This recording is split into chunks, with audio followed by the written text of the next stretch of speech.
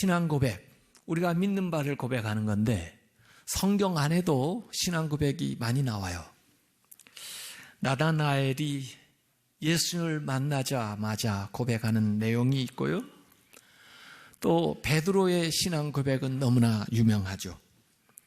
마르다의 고백도 있고 부활하신 주님을 만난 다음에 도마가 하는 고백도 있고 또 예수님이 십자가에서 못 박혀 돌아가실 때에 그 로마의 백부장이 십자가에서 돌아가시는 예수님을 보고 하는 고백도 성경에 나와 있습니다.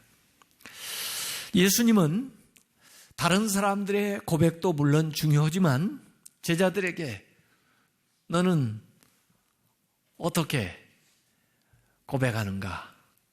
너는 어떻게 무엇이라고 나를 알고 있는가? 이렇게 개별적으로 질문을 하신 적이 있어요. 그래서 다른 사람의 고백도 우리가 물론 참고는 해야 되겠습니다만은 우리가 개별적으로 무엇을 주님에 대해서, 하나님에 대해서, 성령님에 대해서 고백할 것인지 하는 생각을 해봐야 됩니다. 그래서 우리가 바른 고백을 해야 되고 입으로만 고백하는 것이 아니고 그 고백에 걸맞는 삶을 살아야 됩니다. 그래서 우리의 고백과 우리의 삶이 일치할 때 하나님이 우리에게 원하시는 역사가 우리의 삶에 일어나게 되는 거죠. 로마서 10장 9절 10절에도 이렇게 얘기했습니다. 내가 만일 너의 입으로 예수를 주로 시인하며 또 하나님께서 그를 죽은 자 가운데서 살리신 것을 내 마음에 믿으면 구원을 받으리라. 사람이 마음으로 믿어 의에 이르고 입으로 시인하여 구원에 이르느니라. 이 말씀 자체가 너무나 구조적이에요. 입으로 그리고 마음으로 그리고 마음으로 입으로 이렇게 강조해서 대칭을 이루면서 나오는데 그 입으로 시인하고 마음으로 믿은 결과 의롭게 되고 구원을 얻게 된다는 거예요. 기독교 신앙에서 가장 중요한 것은 의로워지는 거예요. 그리고 구원받는 거예요. 그것이 바로 우리가 입으로 시인하고 마음으로 믿을 때 되어진다는 거예요. 그러니까 이 신앙 고백이 얼마나 중요한지 모릅니다. 여러분이 바른 신앙 고백을 할 때 의로워지는 걸 믿으시기 바랍니다. 여러분이 바른 신앙 고백을 할 때 구원에 이르는 걸 믿으시길 바랍니다. 그래서 오늘 사도신경은 시작할 때 나는 믿습니다. I believe in 하고 시작하는 거예요. 옛날 우리 사도신경 외울 때는 여러 가지 것들을 얘기한 다음에 뒤에 나는 믿습니다 이렇게 얘기했는데 새로 이제 개정된 사도신경은 그 어순에 있어서는 아주 잘 한 것 같아요. 나는 믿습니다 선언하는 거예요. 먼저 그 다음에 그 믿는 내용이 뒤에 나와요. 우리는 믿습니다 그렇게 하지 않았어요. 나는 믿습니다 그랬어요. 물론 우리가 같이 고백합니다마는 그 안에서 나의 믿음을 고백하는 거예요. 다른 사람이 아무리 나를 위해서 대신 고백해 줄 수가 없어요. 나의 고백이 있어야 돼요. 그래서 크레도, 나는 믿습니다. 신앙 고백이죠. 이 신앙 고백에는 두 가지 요소가 나와요. 사실에 대한 믿음이 나오고 사역에 대한 믿음이 나오는 거예요. 그래서 주로 큰 부분으로 나누면 성부 하나님, 성자 하나님, 성령 하나님 나오는데 그 하나님에 대한 사실을 먼저 얘기하고 그 하나님이 하신 사역이 고백되어 나오는 거예요. 그래서 간단하게 얘기한다면 하나님, 성부 하나님은 창조하신 하나님, 성자 하나님 예수님은 구속하신 하나님, 그리고 성령 하나님은 우리를 성결케 하시는 하나님, 이걸 우리가 고백하는 거예요. 그래서 그 하나님과 그 하시는 사역을 고백을 하게 되는 거죠. 그래서 크게 보면 세 부분으로 나눠져 있고 세분화하면 12개의 지문으로 구성이 되어 있어요. 그래서 각 지문마다 사도들의 이름을 하나씩 붙여줬어요. 그래서 12사도의 이름이 거기에 원래 원어 고백할 때는 등장을 하고 있습니다. 이게 오늘 형태로 주어진 것은 9세기부터 주어졌습니다마는, 그러나 초대교회 때부터 많은 신학적인 논쟁, 토론, 그리고 이단들과의 그 싸움, 이것을 통해서 우리가 믿는 바를 아주 간단 명료하게 정리할 필요성이 있었기 때문에 초대교회 때부터 고백되어 내려온 거예요. 그래서 사실은 이 사도신경은 이단을 판별할 수 있는 기준이 되고 우리 신앙생활에 아주 정수가 되는 고백이 되는 겁니다. 이단들을 만나가지고 이 얘기하면요, 이단들은 전부 이 사도신경을 고백하지 않습니다. 사도신경 중에 일부를 또 부인합니다. 그래서 교회사 속에서 이 사도신경은 우리가 믿는 믿음의 기초를 세울 뿐만 아니라 이단을 분별하는 기준이 되었던 말씀인 거죠. 그래서 그냥 입으로만 외우는 게 아니라 이 말씀대로 우리가 살면서 몸으로 고백해야 되는 이 신앙 고백이에요. 사실 모든 순교자들은 이 믿음을 지키기 위해서 순교한 것입니다. 그러니까 이 신앙 고백은 목숨 걸고 지켜야 되는 믿음이죠. 초기에는 세례하기 전에, 세례 주기 전에 세례 문답으로서 이 사도신경을 하게 했죠.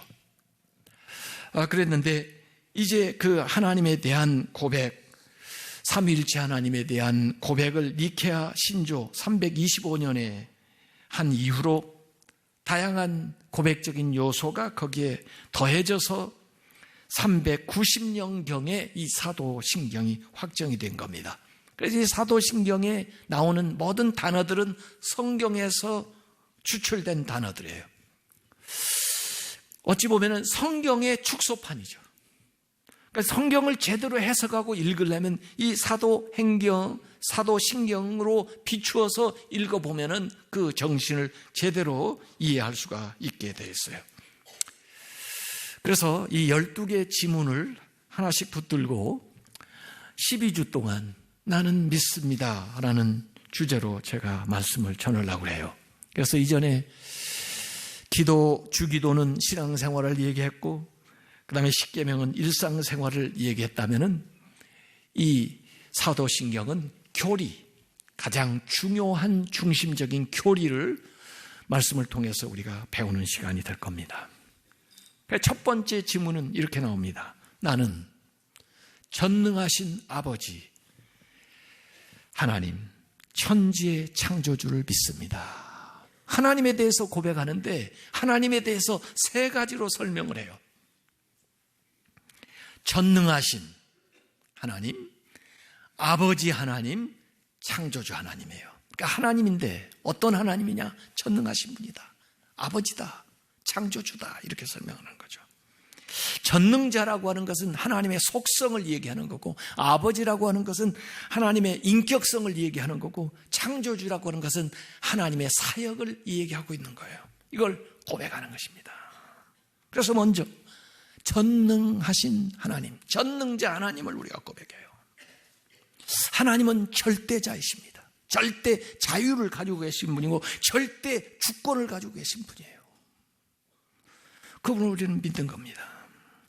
하나님과 우리 인간 간에 전혀 다른 것이 있어요. 또 공유되는 것도 있고요. 다른 것을 뭐라고 하냐면 비공유적 속성이라고 그래요. 하나님과 우리가 공유할 수 없는 하나님에게만 속한 속성이 있어요. 그게 전능이에요. 하나님은 전능자예요. 또 하나님은 전지하신 분이에요. 전지. 모든 걸 아시는 분이에요. 우리는 아는 게 제한이지만 하나님은 전지하신 분이에요. 하나님은 전제하신 하나님이에요. 전제. 무소부재하다 말이죠. 어디든지 계시는 분이에요. 그리고 그 하나님은 영원하신 분이에요. 우리에게 없는 속성이에요. 우리는 시간 속에 살기 때문에 영원할 수가 없어요. 그럼 하나님은 전능하시고 전지하시고 전제하시고 영원하신 하나님이에요. 하나님에게만 있는 속성이에요. 물론 하나님을 믿는 사람이 하나님에게서부터 받아가지고 하나님의 속성 중에 공유할 수 있는 게 있어요. 그게 뭐냐면 선한 거, 공의로운 거, 자비로운 거, 신실한 거, 사랑하는 거, 이런 것들은 하나님과의 관계를 통해서 주어질 수 있는 거예요. 공유할 수 있는 속성이 있어요.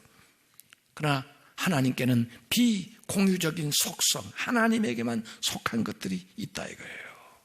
그 중에 중요한 것이 전능하신 하나님이에요. 하나님께서 아브라함을 찾아오셔가지고 아브라함에게 하나님을 소개하는 대목이 나와요. 창세기 17장 1절에 아브라함이 99세 때 여호와께서 아브라함에게 나타나서 그에게 이르시되 뭐라고 하세요? 나는 전능한 하나님이라. 너는 내 앞에서 행하여 완전하라.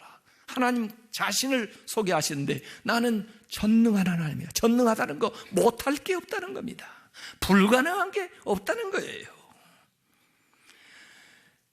하나님께서 천사를 통해서 마리아에게 찾아오셔가지고 수태고지를 할 때 누가복음 1장 37절에 마리아가 이해를 하지 못하고 경험해서 알 수가 없으니까 한마디로 이렇게 말씀하십니다. 대저 하나님의 모든 말씀은 능하지 못하심이 없느니라. 전능하다는 거예요.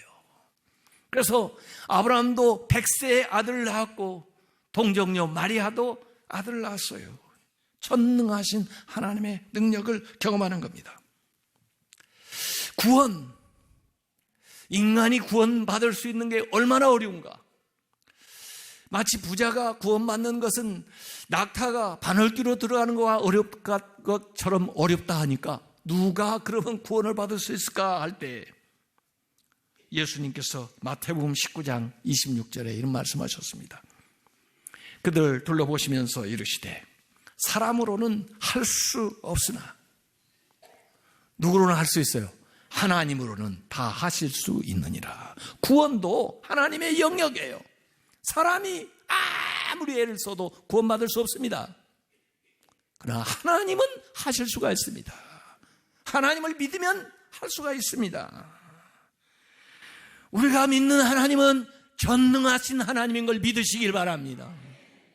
하나님은 창조주이기 때문에 어떤 피조물과 비교할 수가 없습니다. 어떤 피조물도 신격화해서는 안 됩니다. 그게 인간이 되었든 그게 물질이 되었든 모든 피조물들은 창조주와의 관계를 통해서 자신의 의미를 발견하게 되는 겁니다. 하나님은 절대자시고 모든 피조물들은 상대적 존재예요. 하나님과 관계를 맺을 때만 그 존재가 온전해질 수 있고 그 존재가 의미를 띨 수 있고 그 존재에 가치가 있는 것이고 하나님과 관계가 단절되면 그는 소외되고 불안하고 불안전한 삶을 살 수밖에 없게 돼 있는 거예요. 그래서 우리가 추구하는 완전함, 거룩함, 의로움, 구원, 사랑 이런 개념들은 하나님과의 관계를 맺을 때만 그 관계성 속에서 우리에게 주어지는 복들이에요. 오늘 시편은 하나님의 그 찬양을 시편 8편에 하나님의 창조를 찬양하고 있습니다. 그 놀라운 솜씨를 찬양하고 있어요. 만물에 드러나고 있는 그 하나님의 아름다움을 보는 거예요. 그런데 그 가운데서 인간을 으뜸으로 만드시고 하나님보다 좀 낮게, 그래서 하나님보다는 못하지만은 이 우주 만물을 다스리고 책임지고 인도하는 그런 존재로 인간이 무엇이길래 이렇게 만들어 놓으셨습니까? 하나님께 감사하는 거예요. 그래서 하나님의 이름이 온 땅에 높고 아름답습니다. 이런 것들을 고백하는 것이 온 세상을 보면 하나님을 찬양하는 것 같습니다. 이렇게 고백하는 것이 오늘 시편 8편의 내용이에요. 우리는 피조물입니다. 이 하나님이 만드신 자연과 모든 것들, 우리에게 맡긴 가정, 사업, 이 모든 것에 대한 청지기 직분을 감당해야 될 책임이 우리에게 있는 거죠. 주인은 하나님이시고 이것을 믿는 신앙이 창조신앙입니다. 그래서 우리 제일 먼저 고백하는 신앙이 창조신앙이에요. 창조신앙은 하나님이 우주 만물을 만드시고 그 가운데 인간을 만드시고 이 모든 것을 주관하고 계시다고 하는 것을 믿는 신앙, 이것이 창조의 신앙이에요. 이 창조의 신앙을 가지면은 우리 안에서 힘이, 능력이 생기고 우리 안에 평안이 임하고 우리 안에 확신이 임하고 우리 안에 감사와 찬양이 있는 걸 믿으시기 바랍니다. 창조주에 대한 신앙이 없으니까 불안하고 두렵고 불만스러운 삶을 살아가는 거예요. 하나님이 이 세상을 만드실 때 무엇으로 만드셨나요? 무엇이 재료가 됐나요? 말씀으로 만드셨어요. 기독교는 말씀의 힘을 믿는 겁니다. 하나님이 말씀할 때 말씀한 대로 되는 겁니다. 하나님이 말씀하니까 말씀한 대로 순종, 그 하나님 말씀한 대로 순종 그대로 되니까 하나님 보시기에 좋았더라예요. 그래서 하나님이 우주 만물을 만드는 1, 2장의 과정을 보면은 전부 말씀하시고 그대로 되니라 보시기에 좋았더라예요. 이게 반복되어 나옵니다. 하나님 말씀하신 대로 순종하면 보시기에 좋은 거예요. 그것이 하나님이 인류를 만들어 놓은 모습이에요. 그런데 그게 어그러진 첫 번째 사건이, 하나님은 말씀하셨는데 말씀한 대로 하지 않아요. 아담이 그대로 하지 않아요. 그러니까 안 좋은 결과가 생긴 겁니다. 악이 들어오는 거예요. 보시기에 좋지 않은 일이 발생하게 되는 겁니다. 하나님 말씀에 순종하면 좋은 일이 발생하지만 하나님 말씀에 불순종하면 좋지 않은 일이 생기는 거예요. 하나님 말씀에 순종하면 하나님의 의가 이루어지지만 하나님 말씀에 불순종하면 죄가 들어오는 거예요. 말씀에 순종하시기 바랍니다. 그래야 아름다고 복된 삶을 살아가는 거예요. 우리 인생의 아름다움이 뭡니까? 우리의 행복이 무엇입니까? 하나님의 말씀을 순종할 때 우리에게 임하는 것이 복이에요. 성경은 이 말씀의 힘에 대해서 이 얘기를 하고 있습니다. 금년에도 축복하는 말을 하시기 바랍니다. 긍정적인 말을 하시기 바랍니다. 감사하는 말을 하시기 바랍니다. 찬양하는 말을 하시기 바랍니다. 칭찬하는 말을 하시기 바랍니다. 격려하는 말을 하시기 바랍니다. 아이들에게도 그래요. 너는 정말 특별한 아이야. 너는 정말 나의 인생의 최고의 작품이야. 난 너를 생각하면 너무나 자랑스러워. 너무나 감사해. 넌 반드시 승리할 거야. 여러분 자녀에게 그렇게 얘기해 주세요. 여러분 자신에게도 얘기하세요. 나는 소중한 존재야. 나는 사랑을 받고 있어. 나를 위한 하나님의 놀라운 계획이 있다고. 멋진 미래가 나를 기다리고 있어. 복은요, 말로 표현하기 전까지는 복이 아니에요. 서로 한번 축복합시다요. 새해 복 많이 받으세요. 복을 빌어줘야 돼요. 여러분을 제가 축복하기 원합니다. 여러분들은 하나님의 사랑을 받으며 인생의 분명한 목적을 아는 복을 받았습니다. 여러분은 창의력과 용기와 지혜와 능력과 물질적인 풍요로움을 복을 받았습니다. 가정의 화목, 그리고 멋진 친구들, 큰 믿음, 은혜, 꿈의 성취를 복으로 받았습니다. 건강한 육체와 바른 정신, 그리고 성령 충만을 복으로 받았습니다. 하나님은 영원조부터 나를 향한 목적을 가지시고 나를 부르시고 만드셔서 이곳에 있게 하셨다는 거예요. 그 하나님의 영원하신 뜻과 내 마음의 소원이 합치되게 되면 그 안에서 놀라운 일이 일어나게 되는 겁니다. 그래서 빌립보서 2장 13절에는 이런 말씀했어요. 너희 안에서 행하시는 이는 하나님이시니 자기의 기쁘신 뜻, 그 섭리를 위해서 너희에게 소원을 두고 행하게 하시나니. 우리의 소원과 하나님의 뜻이 일치되게 되면, 하나님의 섭리이 합치되게 되면 하나님의 놀라운 역사가 일어나는 걸 믿으시길 바랍니다. 그래서 칼빈은 제네바 요리 문답에 이렇게 문답했습니다. 인생의 제일 가는 목적이 무엇입니까? 하고는 답변하기를, 사람을 창조하신 하나님을 아는 것입니다.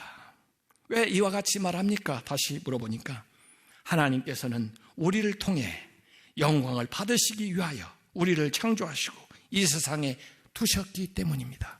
하나님이 나를 만드셨다는 그 뜻은 하나님이 나를 통해서 영광을 받으시고자 하는 하나님의 섭리가 있다는 것입니다.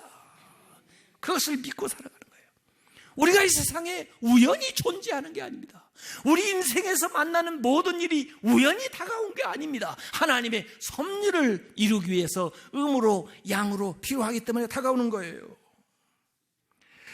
심지어 예수님이 그런 말씀했어요. 마태복음 10장 29절에 보니까 참새 2마리가 한 아사리온에 팔리지 않느냐. 그러나 너희 아버지께서 허락하지 아니하시면 그 하나도 땅에 떨어지지 아니하리라. 참새 한 마리도 하나님의 뜻이 없으면 땅에 떨어지지 않는다는데, 만물의 영장으로 만든 나를 하나님이 아무 뜻 없이 우연히 만드셨을까요? 그 사람을 만나서 결혼하게 했을까요? 이 교회에 나와 신앙생활을 하게 했을까요? 하나님의 그 안에 뜻이 있습니다. 하나님의 창조와 섭리를 믿는 사람들은 인내할 수 있습니다. 참을 수 있어요. 요셉의 생애를 보세요. 형님들이 얼마나 못된 짓을 했어요. 또 사람들이 자기를 얼마나 괴롭혔어요. 얼마나 억울한 일을 당했어요. 그 사람들이 잘못한 일도 있지만 그 잘못한 일만 보고 인생을 살았으면 한탄하면서 인생을 허비했을 거예요. 그러나 잘못한 일도 봤지만은 하나님의 섭리를 본 것을 믿으시기 바랍니다. 하나님의 섭리가 작동하는 것을 믿었던 것을 이 요셉에게서 우리가 발견을 해야 돼요.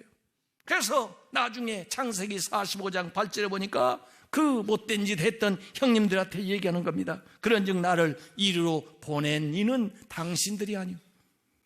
당신의 못된 짓만 내가 기억하고 산 게 아니라 하나님이시라. 하나님의 섭리라요. 하나님이 나를 바로에게 아버지로 삼으시고 그 온 집의 주로 삼으시며 애굽 온 땅의 통치자로 삼으셨나이다. 요셉은 하나님의 섭리를 봤어요. 그렇기 때문에 어려운 중에도 인내할 수가 있었어요. 하나님의 섭리를 믿는 사람은 인내할 수 있어요. 하나님의 섭리와 창조를 믿는 사람은 범사에 감사할 수 있어요. 이 범사라고 하는 것은 좋은 일도 있지만 우리가 바라지 않는 또는 세상에서 좋지 않아 보이는 일도 어떻게 감사할 수 있느냐? 하나님의 섭리를 믿기 때문에 감사할 수 있는 거예요. 로마서 8장 28절에 우리가 알거니와 하나님을 사랑하는 자 그 뜻대로 부르심을 입은 자들에게는 모든 것이 합력하여 선을 이룬다고 했으니까 그 하나님의 섭리를 믿으니까 범사에 감사할 수 있게 되는 것을 믿으시길 바랍니다. 모든 중앙 가운데서 하나님의 섭리를 믿기 때문에 감사하는 거예요. 하나님의 창조와 섭리를 믿는 사람은 앞에 알지 못하는 미래를 하나님께 맡길 수가 있습니다. 왜 내가 인생을 주관하는 게 아니라 하나님이 계획하시고 하나님이 주관하기 때문에 내가 모르는 세월 앞으로 가야 될 길조차도 하나님께 맡기는 믿음이 하나님의 섭리를 믿기 때문에 나오는 것입니다. 어리석은 사람들은 자기들이 계획해서 자기들이 생각한 대로 인생을 살아가는 것 같지만은 하나님을 믿는 사람은 하나님의 섭리를 믿으며 하나님이 인도하는 대로 나가는 것을 믿으시길 바랍니다. 성경의 부자인데요, 예수님이 어리석은 자라고 얘기한 게 나와요. 누가복음 12장 16절부터 21절에 보면 그 사람은 지혜롭게 농사를 잘 지어가지고 또 그걸 쌓아놓을 곡간도 미리 마련해가지고 자기 나름대로 계획을 잘 세워서 세상 사람들은 볼 때 지혜로운 사람이라고 할지 모르는데 하나님 볼 때는, 예수님 볼 때는 자기 계획만 있지 자기를 향한 하나님의 섭리를 모르니까 어리석은 자가 되는 거예요. 그러나 예수 믿는 사람은 하나님의 뜻대로 살고 주님이 원하시면 이것도 하고 저것도 하고 하나님의 섭리 안에 살아가는 사람이 지혜로운 사람인 것을 믿으시기를 바랍니다. 이 창조신앙은 과거에만 역사한 게 아니에요. 이 창조의 신앙은 과거의 세상을 만들 때도 역사하지만 그 하나님은 오늘도 살아계셔서 새 역사를 우리 가운데 이루시고 앞으로도 새 역사를 창조하시는 것을 믿으시길 바랍니다. 그래서 이 창세기에 나왔던 언어들이요, 요한계시록에 나와요. 새하늘과 새 땅을 창조하는 말이 요한계시록에 나와요. 창세기에 나왔던 생명나무가 한동안 보이지 않다가 요한계시록에 다시 나와요. 그 창세기에 나왔던 무지개의 언약이 다시 요한계시록에 나와요. 그 잃어버렸던 낙원이 다시 회복되어 복낙원 되는 이야기가 새 예루살렘이 요한계시록에 나와요. 하나님은 창조를 계속하시고 그 다음에 하나님은 불언간에 그 창조를 완성하시는 것을 믿습니다. 그 가운데 우리가 살아가는 거예요. 창조의 신앙을 가진 사람들은요, 자기에 대한 분명한 정체성을 가지고 있습니다. 내가 어디서 왔으며 왜 왔으며 어디로 가고 있는지를 아는 거예요. 하나님의 섭리 안에 하나님이 나를 만드셨고 나를 인도하고 계시기 때문에 그런 분명한 자기 정체성을 가지고 사는데, 창조의 신앙이 없는 사람들은, 진화론을 믿고 살아가는 사람들은, 운명론에 사로잡혀 살아가는 사람은 자기 정체성이 불분명해요. 어디서 왔는지를 모르니, 어디로 가는지도 모르고 왜 사는지도 모르고 사는 거예요. 마치 저는 이런 사람을 어떻게 비유하냐면, 어려운 영화관에 중간쯤 하고 있을 때 들어온 사람하고 비유를 해보는 거예요. 앞에 뭐이 상영된지를 모르고 뒤에 뭐이 나올지도 모르니 지금 진행되는 얘기를 도통 이해가 안 되는 거예요. 그러나 우리가 경험하지 못했고 우리가 알지 못했던 앞에 하나님께서 우리 앞서서 하신 일을 이 믿음을 통해서, 이 말씀을 통해서 알게 되었고, 우리가 아직 경험하지 못한 앞의 일, 앞으로 전개될 새하늘과 새 땅의 하나님의 위대한 역사를 이 말씀을 통해서, 약속을 통해서 우리가 알게 되었으니, 오늘 우리가 살아가는 삶은 방향 없이 살아가는 게 아니고 우연히 살아가는 것이 아니고 그 믿음 안에서 하나님의 자녀로서의 바른 정체성을 가지고 살아가는 것을 믿으시길 바랍니다. 이게 창조적인 역사예요. 창조의 신앙을 가진 사람들이에요. 이 하나님의 창조적인 형상을 본받은 여러분들이 2016년도에도 새 일, 위대한 일, 놀라운 일들을 행하면서 승리하는 삶을 사시길 주님의 이름으로 축원합니다.